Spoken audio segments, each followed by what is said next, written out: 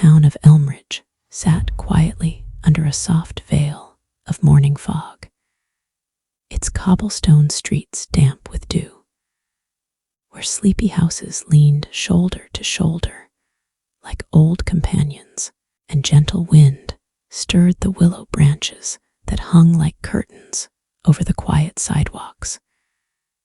But inside one of those modest houses, paint peeling, the porch swing creaking, lived a boy named Nathaniel, or Nate as most called him, an 11-year-old with sandy brown hair, curious hands, and eyes that saw only darkness since the day he was born. Though he never once let that stop him from dreaming of a world filled with color, light, and movement. His world existed in textures, temperatures, sounds, the way the floorboards groaned, how the sun warmed the right side of his face at 9 o'clock a.m., how his mother's voice lowered slightly when she was tired, and how the world came alive when paws padded across the hallway floor each morning.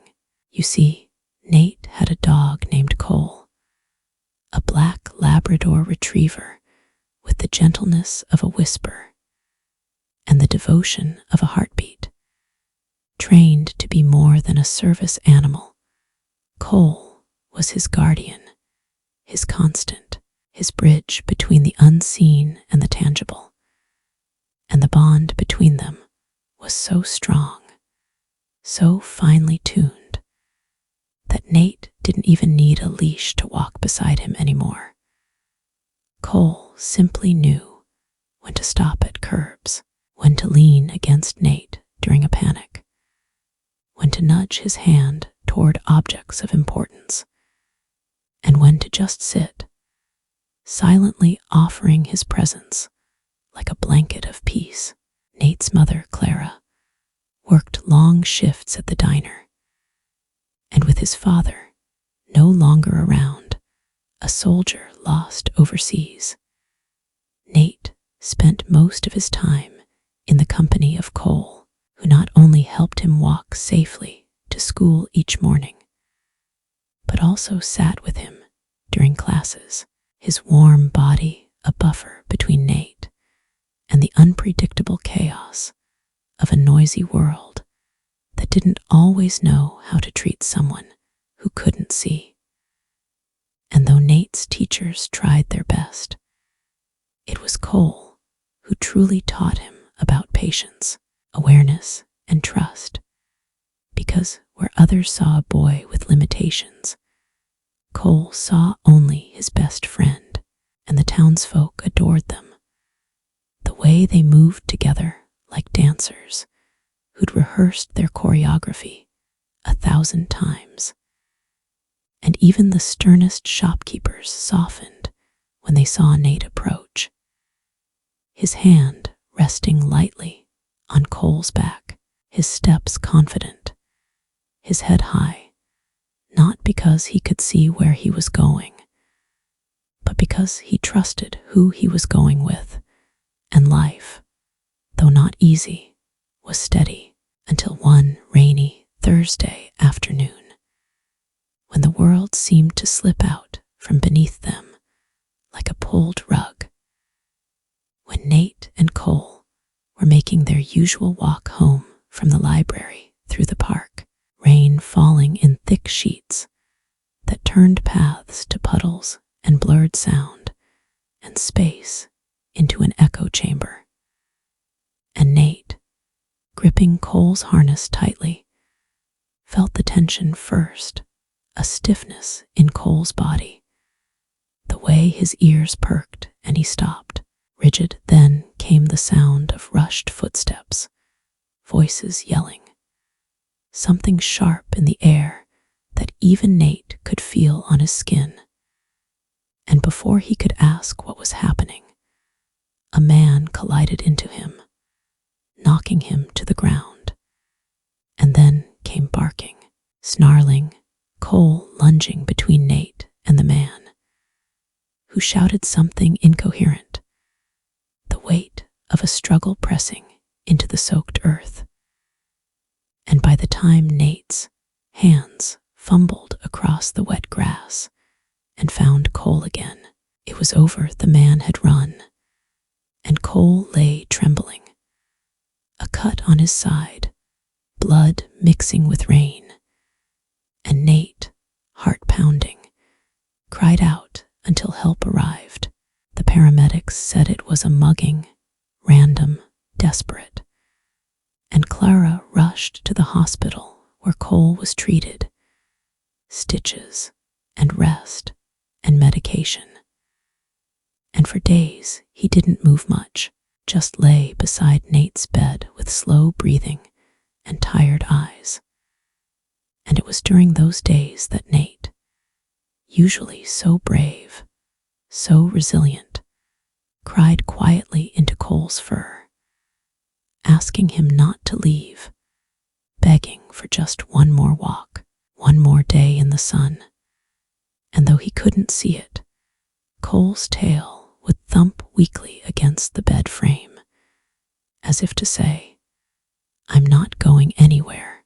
And slowly, Cole healed, but something shifted his movements, a bit more careful, his eyes a bit more distant.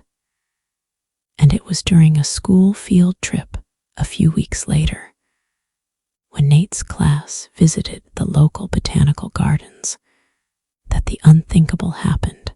Cole stopped responding, not to commands, not to Nate's voice, just froze in place, eyes glazed, panting heavily, and Nate, panicked, reached for him, calling his name again and again.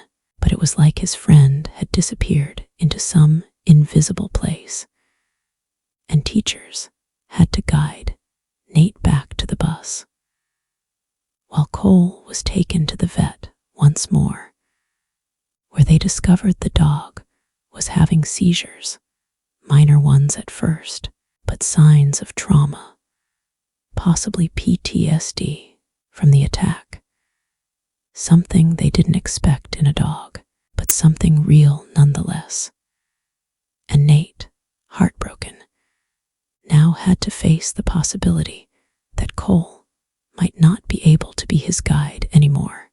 The world once again grew darker, not because Nate couldn't see, but because his light, Cole, was flickering, and Clara tried to reassure him, offered to get him another service dog, but Nate refused, tears hot on his cheeks. "No one else will ever be Cole," he whispered. "He's not just my dog, he's my eyes." And so they adapted, tried new routines, shorter walks, more frequent rests.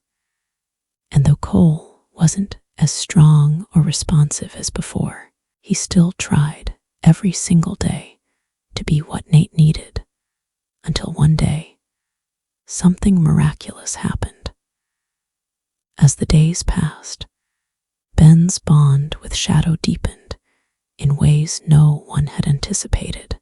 What started as a boy, simply adjusting to the presence of a dog, soon blossomed into something much deeper, almost spiritual. Ben had learned to trust Shadow's every movement, his every soft nudge. He no longer felt alone in a world he couldn't see. In a sense, Shadow's presence was like a guiding light in the darkness. But it was more than that. The dog seemed to understand Ben in ways even his parents struggled to. Every time Ben's hand reached out, Shadow was there, his fur soft and comforting against Ben's fingers, steady and unwavering. One evening, as the sun dipped beneath the horizon, the world seemed quieter. Ben and Shadow sat in their usual spot, the back porch, overlooking the little garden. The scent of roses and jasmine filled the air, hear the distant rustle of trees and the soft chirp of crickets. But more than anything, he could feel the stillness that came with being at peace with the world. Shadow lay beside him, his body warm and steady, the gentle rise and fall of his breathing, a constant reminder that Ben was never truly alone. That night, something happened that would change their lives forever. Ben had been training Shadow in various ways, teaching him to navigate the house, leading him to objects, opening doors, and more. Shadow had become an expert in guiding him, and Ben had grown so accustomed to the rhythm of their lives that the idea of being without the dog seemed unimaginable. However, on this particular evening, something out of the ordinary occurred. A loud crash from the street jolted Ben from his thoughts. It wasn't just any crash. This one was violent, shattering the quiet night. Ben's heart raced as the noise continued, tires screeching, metal grinding, then the unmistakable sound of a car horn blaring. His hands trembled as he instinctively reached for Shadow. "Shadow," Ben whispered, his voice tight with worry. Shadow, who had been lying calmly by his side, sprang to attention. His ears perked up, and his body shifted, ready for action. Without a moment's hesitation, Shadow moved toward the front door, looking back at Ben as if to ensure the boy was ready. Ben followed the dog's movements, placing his hand on Shadow's fur for reassurance. "Let's go," Ben said, his voice steady, but his heart pounding in his chest.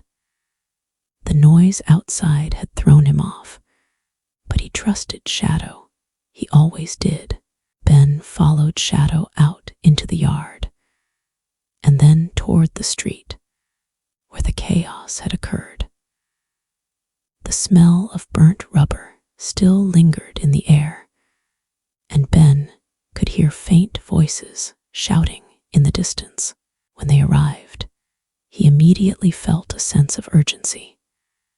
He could sense the fear in the air, the uncertainty, and even a bit of panic. It was a car accident. A young woman had swerved off the road, her car landing on its side in the bushes. Ben could hear her groaning softly, and his heart sank as he realized that she might be hurt. His hand instinctively reached out, finding Shadow's fur once again. "Shadow, help her," Ben ordered, his voice calm but urgent. Shadow barked in acknowledgement, and Ben could hear the dog's paws pounding against the ground as he darted forward. Ben could hear the crunch of gravel as Shadow moved swiftly toward the car, guiding the young woman's way, nudging her to safety. It was an instinct Ben had grown to admire in his companion. Shadow was not just a guide dog. He was a protector. In a matter of moments, Ben could feel Shadow's presence return. The dog was by his side once again, his steady breathing a relief. He was amazed by how quickly Shadow had acted, how intuitive the dog had been. The young woman was safe, leaning against the car with a relieved sigh. "You did it," Ben whispered, his voice full of gratitude. "You saved her." Ben's mind raced with questions. How had Shadow known what to do? How had he understood the urgency of the situation so completely? He had never trained the dog for something like this, yet Shadow had acted as if he had done it 1,000 times before. It was in that moment, standing there with the woman by his side, that Ben realized the true depth of Shadow's abilities.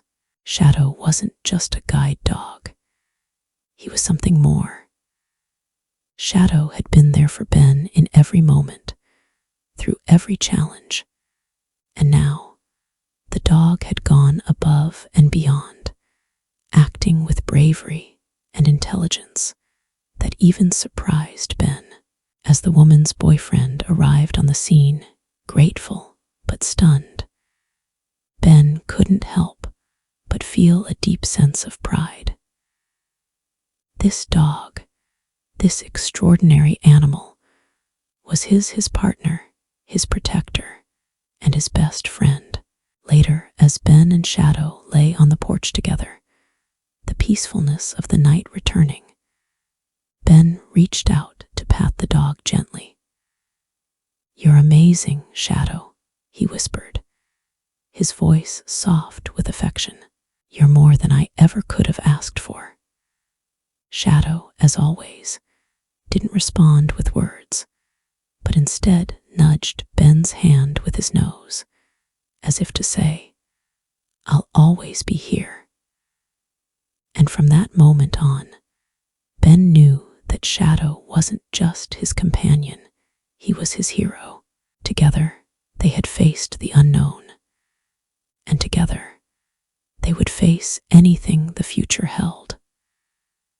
Their bond, once built on trust and need, had now evolved into something deeper, something unbreakable.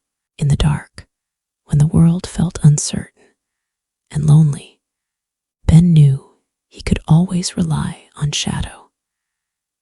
And no matter where life would take them, they would always face it together, side by side. As time passed, the bond between the boy and his dog, Max, deepened, evolving into something truly extraordinary.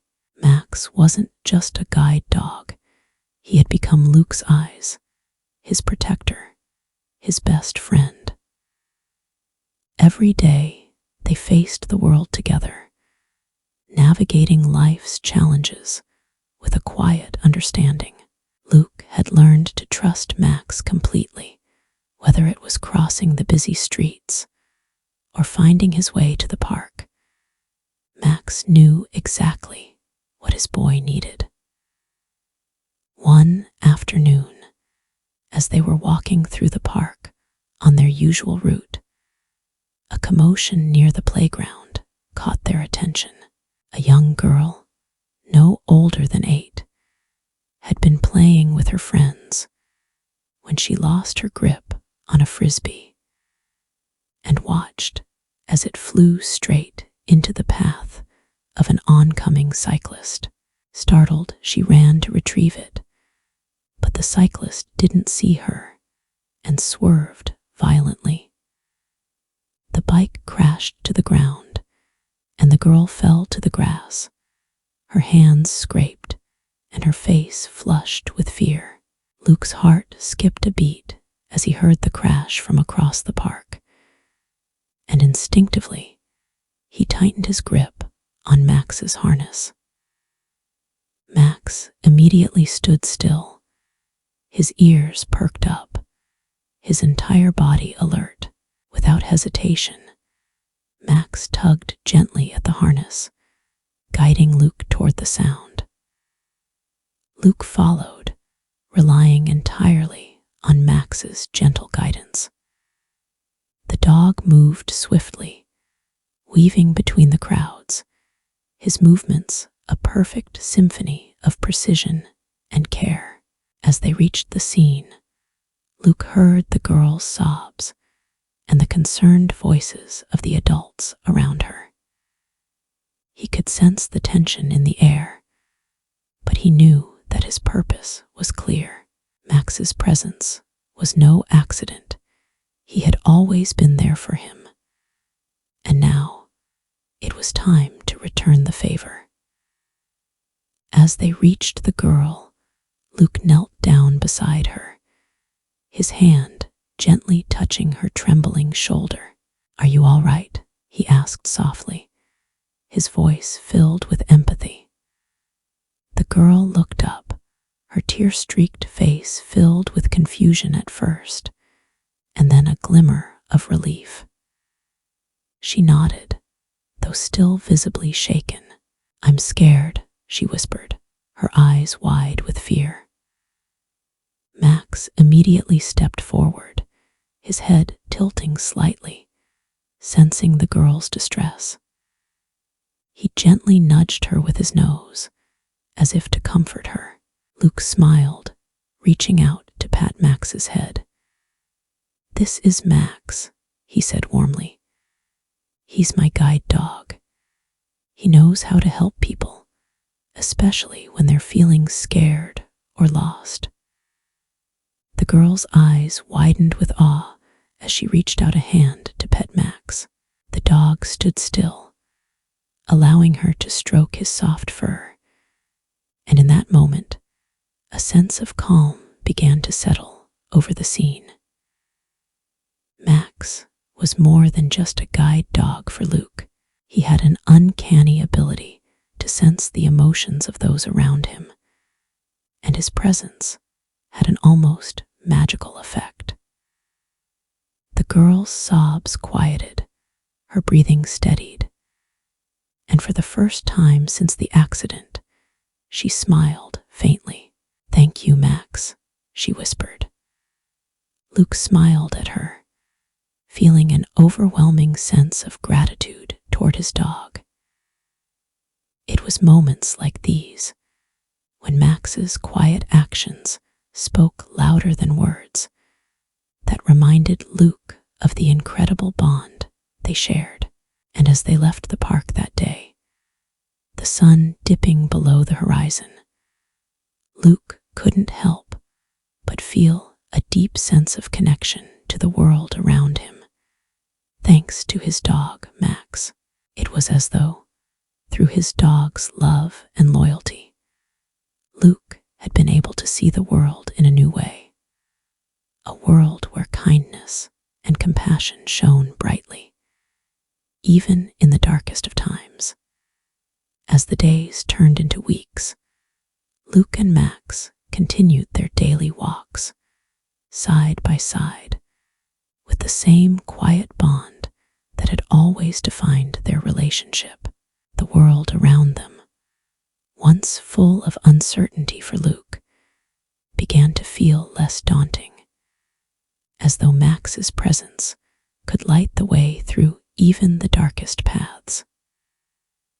Luke had always believed that he could rely on his dog for guidance, but now, more than ever, he realized that Max wasn't just his eyes, he was his heart. He had witnessed it time and time again, the way Max comforted others, brought joy to strangers, and always seemed to know exactly when someone needed help. It wasn't just a job for Max, it was his calling, and Luke, too, had learned something invaluable from his dog: the power of empathy, the beauty of connection, and the depth of unconditional love.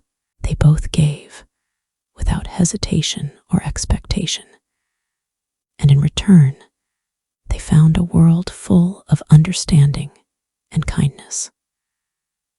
One evening, as they sat together on the porch, the last rays of the sun fading into a deep blue sky, Luke felt a wave of gratitude wash over him. Max, as always, sat by his side, his head resting on Luke's knee. It was in that peaceful moment, with the world so quiet around them, that Luke realized something profound. It wasn't just Max who had made a difference in his life. It was the love they had for each other, the bond they had forged together, that had made all the difference. No matter what the future held, no matter how many challenges lay ahead, Luke knew he would always have his best friend by his side, and that was more than enough. In the silence that followed, the two of them simply sat there, basking in the peace of the moment, knowing that whatever came next, they were ready to face it together. As the moon rose high in the sky, its soft light spilling over the landscape, Luke couldn't help but smile. He was no longer just a blind boy with a guide dog. He was part of something bigger, a partnership that transcended words, a story written in the stars. And with Max by his side, Luke knew that their adventure had only just begun.